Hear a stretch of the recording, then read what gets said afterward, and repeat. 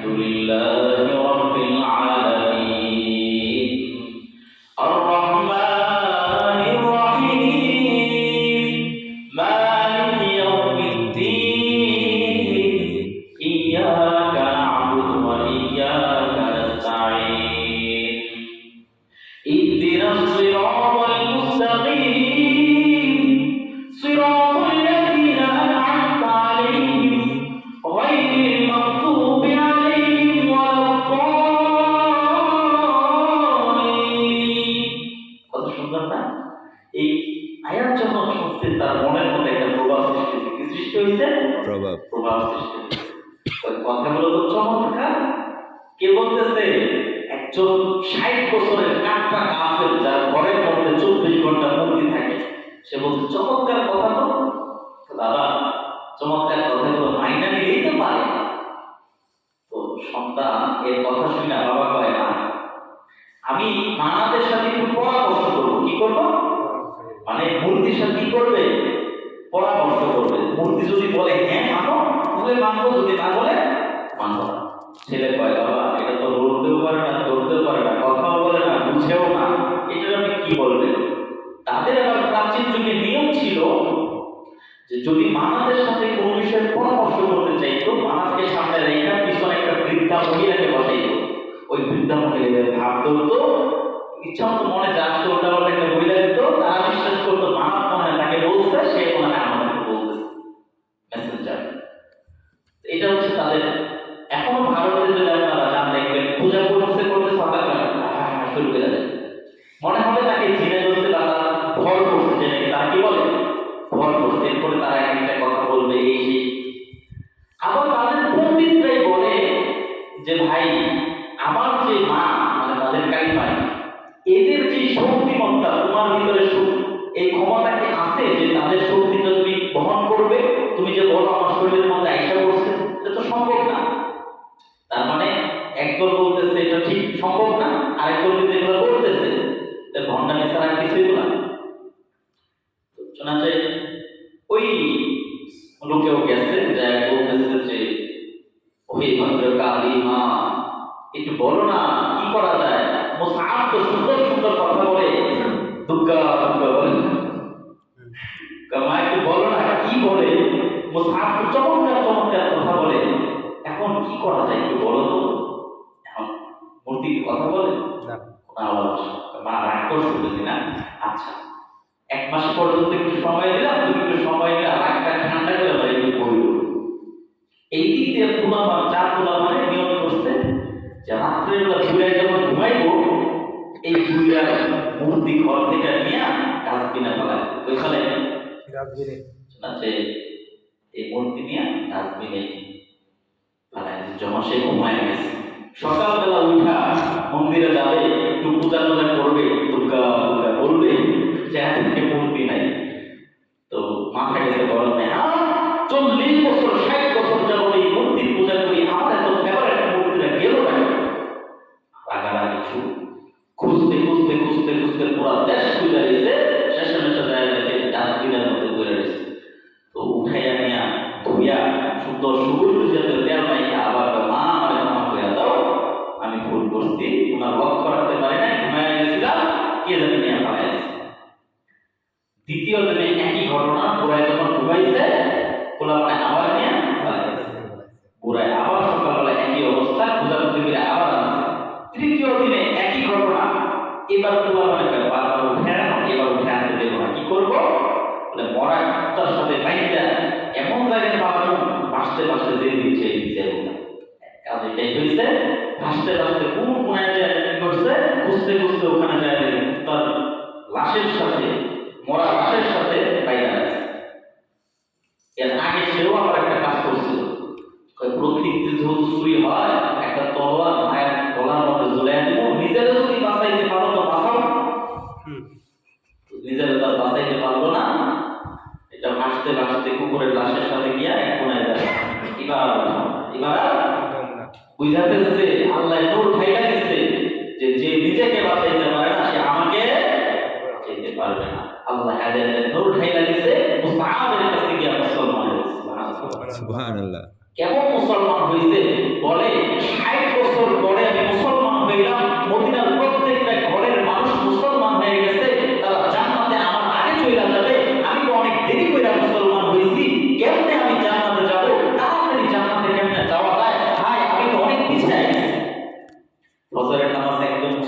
করতে পারে, আর আপনি যদি না করতে পারেন আপনি একটু পিছাইলেন না পিছাইলেন। তো উনিও চিন্তা করতেছে আমি তো অনেক পরে মুসলমান হয়েছে, আমি পিছিয়ে গেলাম না। কথা বুঝতেছেন? মনোযোগ দিয়ে শুনে। তো ঘটনা হয়েছে কোন একদিন হঠাৎ করে যুদ্ধের ডাক দিয়েছে নবীজি, কাফেররা মুসলমানদেরকে ধ্বংস করে ফেলতেছে। এখন মাত্র মুসলমানের সংখ্যা 313 জন। এই মুসলমানরা যদি দুনিয়াতে না থাকে পরবর্তী কেউ মুসলমান হতে পারবে না। যদি মুসলমান না হতে পারে পুরো পৃথিবীর মধ্যে অরাজকতা, মারামারি, হিংসা, ফাসাদ, মূর্তি পূজা করবে, এগুলো যদি চলে আল্লাহকে কেউ চিনবে না, আল্লাহ পুরো পৃথিবী ধ্বংস করে দেবে। অতএব ইসলাম থাকবে তো, দিন থাকবে তো, ধর্ম থাকবে তো, এই দুনিয়া থাকবে, ধর্ম থাকবে না, দুনিয়া থাকবে না। অতএব এই 300 জন মানুষকে বাঁচায় রাখতে হবে। এই জন্য চলো যুদ্ধের ময়দানে তাদেরকে প্রতিহত করতে হবে। শোনা চাই অনেক কিছু। এই নেকড়া লোকে তার 4 যুবক সন্তানকে বলতেছে আমিও যাব। তার স্ত্রী তার সন্তানরা বলতেছে না, তোমার যাওয়ার দরকার নেই। বলে কেন যাওয়ার দরকার নাই? বলে তুমি তো এই বৃদ্ধ বয়সে 60 বছরের ব্যক্তি, এর উপরে পা হচ্ছে ঘোড়া, তুমি কেমন যাবে? বলে আমি আমার এই ঘোড়া পা দিয়ে হাইটা হাইটা জান্নাতের মধ্যে যাইতে চাই। কোথায় যেতে চাই? আর তোমরা আমাকে বাধা দাও, নবীর কাছে বিচার করো। কার কাছে বিচার? নবীর কাছে যাও। বলে নবী আমি তো আমার ঘোড়া পা দিয়ে হাইটা হাইটা জান্নাতের মধ্যে যাইতে চাই, আমার সন্তানগুলা আমার জান্নাতে যাইতে দিতে চায় না। এদেরকে কিছু কইলা দেয়। নবীজি শেষে মেশে বাধ্য হইয়া বলছে আল্লাহ তো আপনাদের ছাড় দিতে, আপনার না যাইলে কোনো সমস্যা নাই, না তবু আমি যাবো।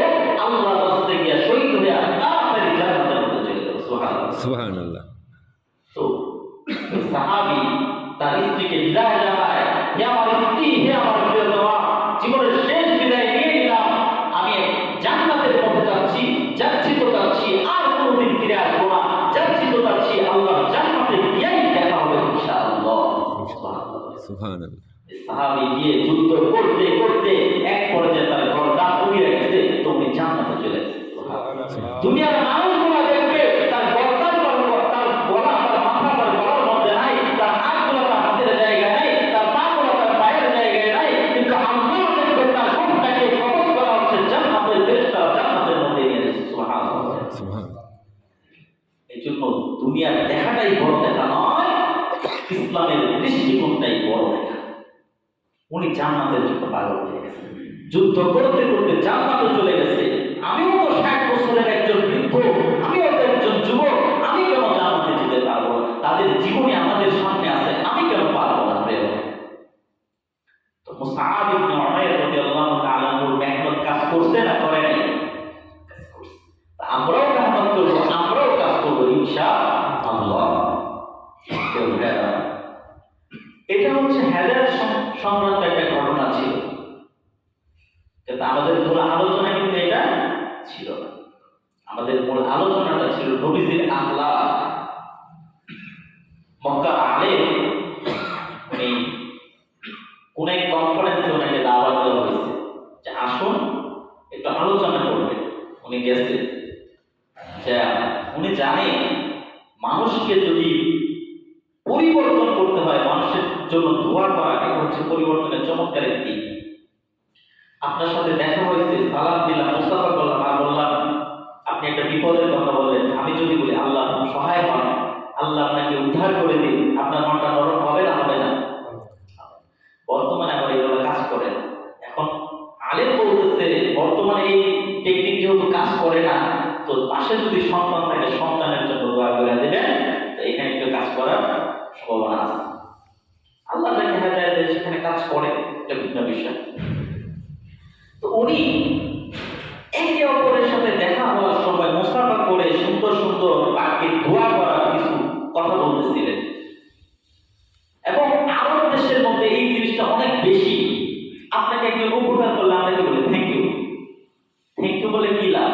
জাযাকাল্লাহ বলেন, আপনিও সওয়াব পাবেন, সেও সওয়াব পাবে, আপনিও ফজিলত পাবেন, সেও ফজিলত পাবে। আপনি দোয়া করলে কবুল হবে, সেই দোয়া আপনার জন্য আগে কবুল হবে, তারপরে তার জন্য কবুল হবে। এটা অনেক বড় আমল না? আপনি যদি আপনার ভাইয়ের জন্য দোয়া করেন, আগে আপনার জন্য কবুল হবে,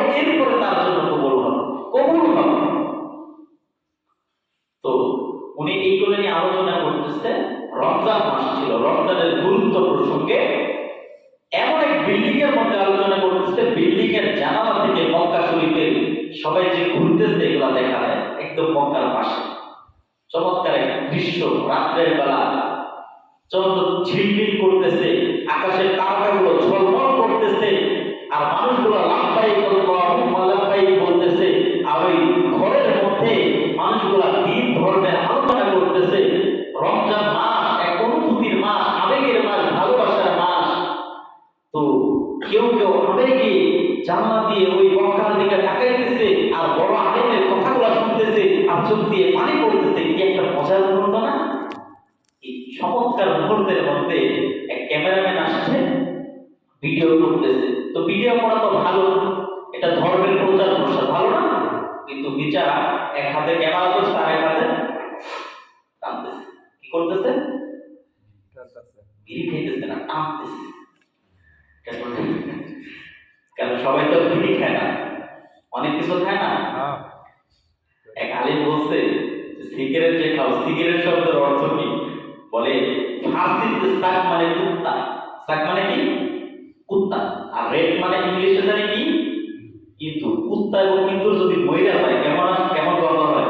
অনেক গন্ধ না? যারা সিগারেট খায় এদের থেকে একটা গন্ধ আসে। সিগারেট খাওয়া ভালো লাগে, আপনারা খায় না ইনশাআল্লাহ। তো এই কাজটা দেখা এই অনুভূতির মুহূর্তে তার মনের মধ্যে একটা কষ্ট লাগছে না, লাগে নাই? সবার মনের মধ্যে একটা কষ্ট, কিন্তু বলা যায়। একজন মানুষ আসছে, মেহমান, ওনাকে তো এই কথা বলা যায়। উনি আসছে হুজুরের সাথে দেখা করতে। হুজুর বলে যে ভাই সিগারেট। উনি বুঝে ফেলছে, হুজুর নসিহত করে না, আসলে পারতেছি না। সবকিছু সম্ভব, যদি পরিবর্তন কেউ হইতে চায় সম্ভব না অসম্ভব? হুজুর আমি এরকম আসলে সম্ভব, কিন্তু আমরা করি না পরিবর্তনটা। তো হুজুর নসিহত করে না, লাভ হবে না। তারপর আপনি তো জানেন এটা হারাম। বলে হুজুর আসলেও আপনার সময়টা নষ্ট করেন না, 40 বছর যাবত খাইতেছি, কেমনে চাই বল হুজুর। এখন এক পর্যায়ে বলে আচ্ছা ঠিক আছে আসেন। ওনাকে ধৈর্য নিয়ে জানালার পাশে গেছে, দেখেন মক্কার দিকে। লোকটা মক্কার দিকে তাকায় রয়েছে, দেখেন কেমনে মানুষগুলো আল্লাহ ইবাদত করতেছে, কেউ কুরআন পড়তেছে, কেউ সিজদা করতেছে, কেউ আল্লাহর কাছে দোয়া করতেছে, কেউ আল্লাহকে আল্লাহ আল্লাহ বলে ডাকতেছে, কেউ আল্লাহ তাআলার সাথে সম্পর্ক করতেছে, কেউ হচ্ছে দোয়া করতেছে, কেউ নবীজির জিয়ারত করতেছে, কেউ নবীজিকে সালাম দিতেছে। দৃশ্যটা অনেক সুন্দর না? বলে হ্যাঁ অনেক সুন্দর। বলে আসে দোয়া করি। দোয়া শুরু করছে, আল্লাহ এই করেন, আল্লাহ ওই করেন, আল্লাহ এই লোকের বড় লোক বানায় দেন, এই লোকের ভদ্র বানান, এই লোকের সুকুন। এই লোকের মন নরম হইল না বলেন তো? অনেক দোয়া করছে, লোকটা অনেক খুশি, খুশিতে আত্মহারা হয়ে লোকটা কান্না করা শুরু করে দিয়েছে। সুবহানাল্লাহ বলে। দেখবেন আমরা যখন কারো বাড়িতে গিয়ে দোয়া করি, ওই ব্যক্তির মনটা নরম হয়ে ওই ব্যক্তি কান্না শুরু করে দেয়। কিন্তু জুমার দিনে এত কান্না করি, ওই লোকের চোখে কি নাই? পারি নাই। কিন্তু পার্সোনাল ভাবে যখন তার বাড়িতে গিয়ে তার নাম ধৈর্য দোয়া করে, তার মনটা নরম হয় না হয় না? দোয়া কিন্তু অনেক প্রভাব আছে, দোয়া পরিবর্তন করার জন্য অনেক বড় একটা দিক। শেষে মেশে আল্লাহ বান্দায় বলতেছে আল্লাহ এত দোয়া করলাম, সব দোয়া কবুল করেন যদি সে সিগারেট ছাইরা, কথা বলে না, সিগারেট যদি ছাইরা দেয়, আর যদি না ছাড়ে তাহলে দোয়া কবুল করেন না। শেষে মেশে বিচারা লজ্জা পায়া কান্না করতে করতে বের হয়ে গেছে। শোনাচ্ছে 2 বছর